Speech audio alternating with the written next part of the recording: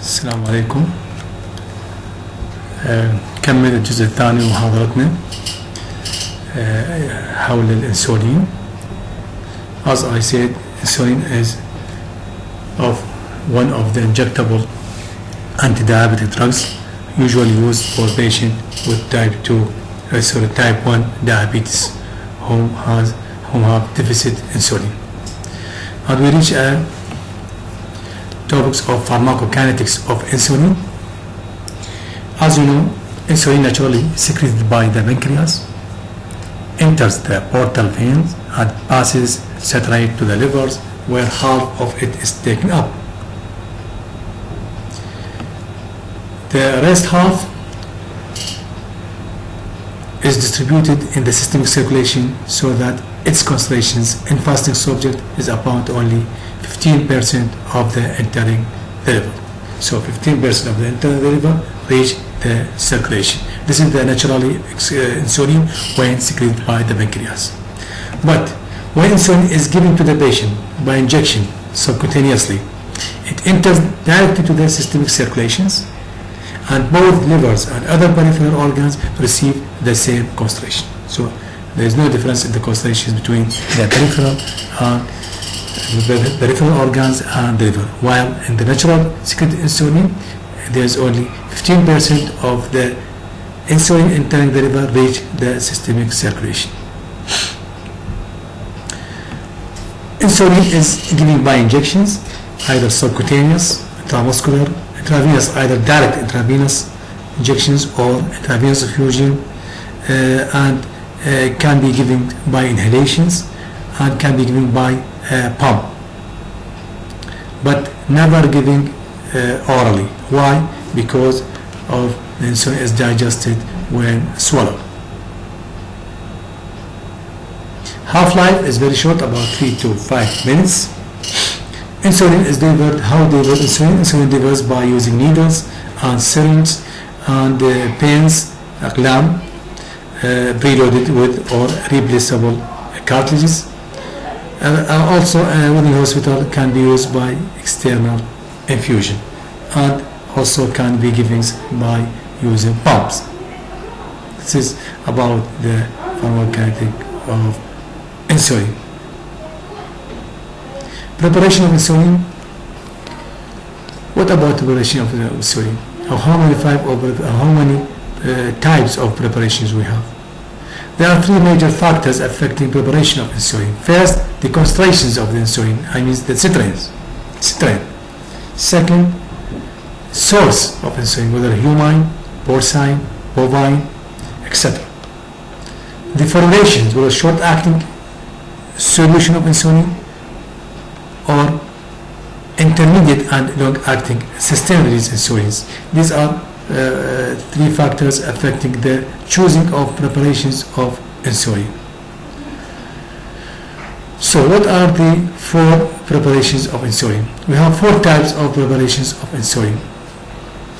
First, short duration of action, which is also called a rapid onset or soluble insulin, also called neutral or regular. In Arabic نسميه الانسولين الصافي، يسمى المرضى يسميه الانسولين الصافي اللي هو short acting or rapid onset. Second preparation, intermediate durations of action. And third, longer durations of action. This is يسمى ما يسمى بالعربي بالخابط. Intermediate duration of action and slower onset. And this is due to the additions of zinc suspensions and addition of protamine sulfate to the insulin due to the increase the durations of action. Fourth type or fourth preparations is a mixture of soluble and isophil insulin, officially called biphasic insulin, أو احنا نسميه شلون نقول نسميه متعادل, or short acting analog insulin with isophil insulin. Combination of isophil insulin and short acting need what is called the mixture of soluble and isophil insulin, ما يسمى بالمتعادل. So we have short acting, we have long, intermediate and long duration action of action insulin, and we have fourth type which is biphasic or mixtures. These are four preparations of insulin, and the insulin, the dose of insulin measured by a unit called international units. IU and not by milligram or grams.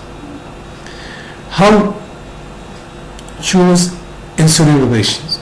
So what about the choice of insulin preparation? There are two types of regimes for patients requiring insulin. We use two regimes for insulin, either intensive flexible therapy, and this is by using pens or pumps to administer multiple injections of short-acting insulins during the day to mimic prandial secretion of insulin by the pancreas, and a single nighttime dose of long-acting insulin. Use short-acting with meals or before meals, and single nighttime dose of long-acting يعني جرعة بالليل خابط وجرعة صافية 3 جرعة باليوم ويا الوجبات الصعبة. هذا يسمى intensive flexible therapy. Intensive flexible therapy. We have what we use is a conventional therapy, الرجيم العادي, and this involves 2 injections. But the first one, intensive flexible, is multiple injection. While the conventional therapy, what we use, this involves 2 injections a day of biphasic insulin, soluble insulin, or one of the rapid-acting analogs is given subcutaneously 3 times a day. Soluble insulin is given 30 minutes before meals.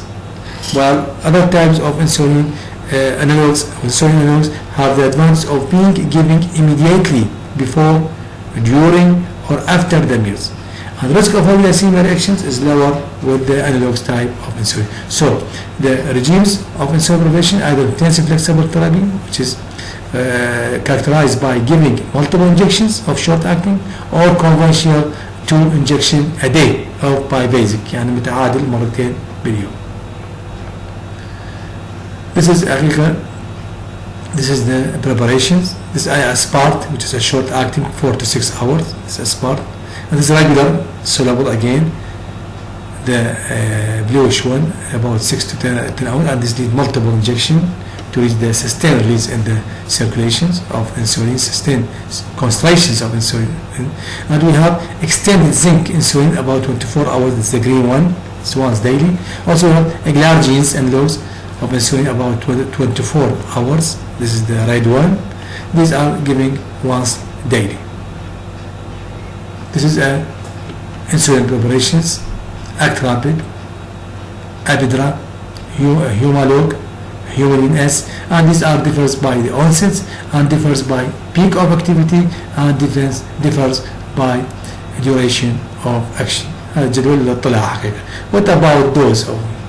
Usually the daily outputs of insulin from the pancreas about 30 to 40 units.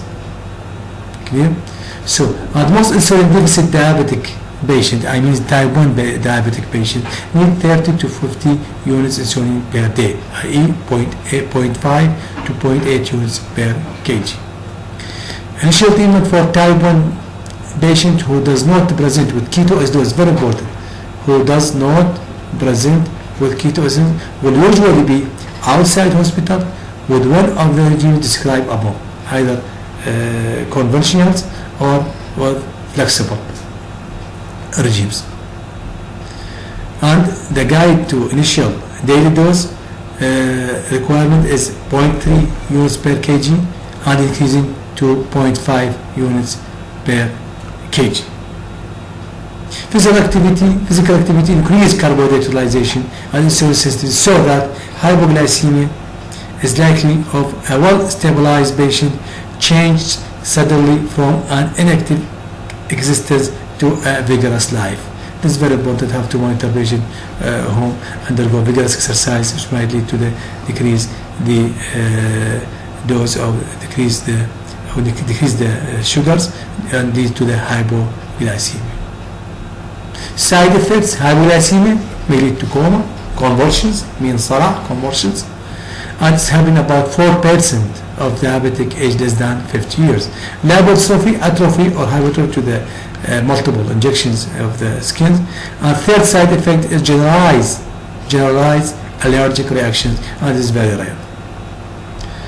This is in fact, this cartoon shows the sign and symptom of hypoglycemia: anxious, sweaty, hungry, headache, blurred vision, and shaky. Patient becomes shaky. and the onset is very rapid, about 1 to 3 hours, and there is a triad of the cause of the hypoglycemia. Either the patient ingests insufficient food after injections of insulin, or excess exercise which lead to the hypoglycemia, or consume or inject excess insulin, and this lead to how to counteract, how to correct by need or by increase blood sugars by giving patient material of food of sugars or something like that. What about insulin resistance? We hear sometime about insulin resistance, and what are the hormones that increase the blood glucose? Insulin resistance is happening when the patient requires 200 units per day, and some occasional patient have need as much as 5,000 units per day. So any patient needs more than 200 units per day. This is considered as insulin resistance, and it's happening in certain condition, either connective tissue disease like systemic lupus erythematosus ده الذئب الأحمراري, أو in the malignancy بالأورام الخبيثة lymphoma. Also can be in a small number of genetic syndromes. This is due to the mutation, and can be associated, severe cases of hypoglycemia can be associated with a condition, cutaneous condition called acanthus nigricans, is the thickening of the skins in the axillae and the groins and other parts of the body, which might be associated with severe type of hypoglycemia. And we have very important hormones which counteract the action of insulin, called glucagon, which is elevate the blood sugars when the hypoglycemia happen. Again, it's secreted by the beta cells of the pancreas. Half-life about 4 minutes. It's a polypeptide hormones, about 29 amino acid, while insulin is 51 amino acid. It's released in response to hypoglycemia, and is a physiological regular of insulin offset effect, acting by causing the release of liver glycogens as glucose, and this leads to the elevation and correction of hypoglycemia caused by insulin or caused by other causes other than insulin. It's used as a stopgap treatment for insulin-induced hypoglycemia, but about 45 minutes from onset of coma, the hepatic glycogen will be exhausted and the glucagon will be useless.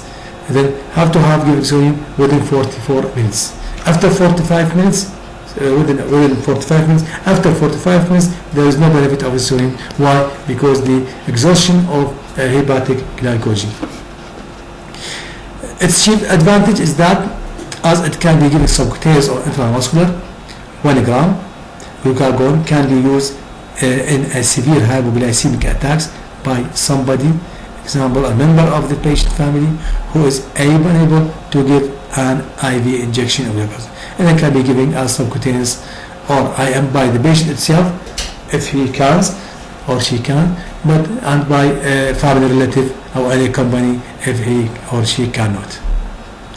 It has a positive cardiac inotropic effect by stimulating adenylyl cyclase, so other uses of glucagon in acute overdose of beta adrenergic receptor blockers also can be given in cardiogenic shock unresponsive to atropine. This is an indication of glucagon. So what about hormones that control the glucose balance? We have islet cells of Langerhans and the pancreas release insulin, and insulin is level rise when glucose rises. Other hormones, glucagon, which release when rises when the glucose is full. Other hormones, adrenaline, cortisol, and growth hormones also make blood sugar rise in different mechanism. We have insulin-like growth factors act like insulin, which is increased in response to the elevation of sugar. Thank you very much.